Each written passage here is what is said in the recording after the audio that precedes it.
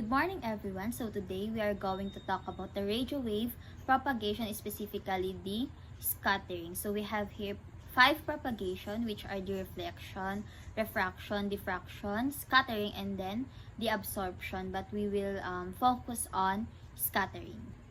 Before we proceed to our topic, the tropospheric scatter propagation, let's first imagine what will happen to the communication if the two antenna has a barrier in the center. So masasagot natin yung tanong na yon later on as we dig deeper to our topic, the tropospheric scatter propagations. So now, let's define what is tropospheric scatter propagation. So it is a method of radio communication that utilizes the scattering of radio waves within the troposphere. So it is the lowest layer of the Earth's atmosphere. It is 7 to 10 kilometers above the Earth's surface. So to achieve beyond the horizon communication. So this technique is particularly useful when the line of sight, or the LOS, is not possible due to obstacles like the Earth's curvature. So the question is, does communication possible if we cannot use line of sight or the LOS? So yes, the answer is yes. So how? That is where the tropospheric scatter propagation will happen or will be used. So we have the process of tropospheric scatter propagation. Let's now proceed with that.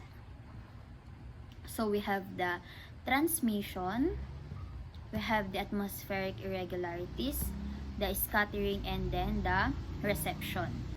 So to better understand what is tropospheric scatter propagation, let's take a look at this illustration. So we have here a transmission, or the antenna 1, and we have here the receiver, the antenna 2. So if the transmitter or the transmission sends a signal, a strong signal at a UHF or SHF frequencies, because the Earth is curved, line of sight communication is not possible. So we have to use the tropospheric scatter propagation, or the beyond of sight, because the line of sight is limited only for 30 to 50 kilometers depending on the antenna's height.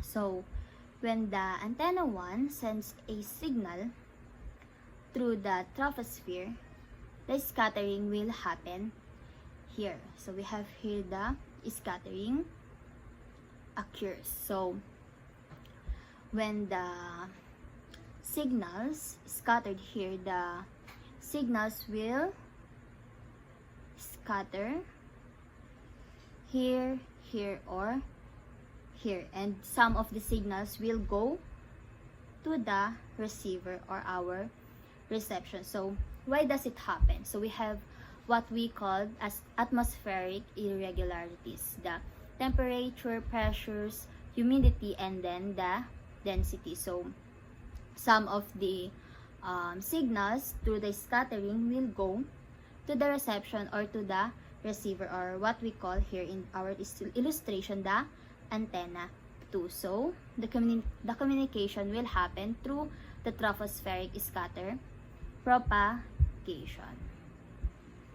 So a highly sensitive receiver antenna placed far away, around 300 to 500 kilometer, picks up a scattered signal.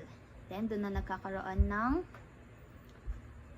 communication between the two antennas. So it is mostly applicable with the military bases, like that, yung nangangailangan ng malawakang communication with each other. So that's all for our tropospheric scatter propagation.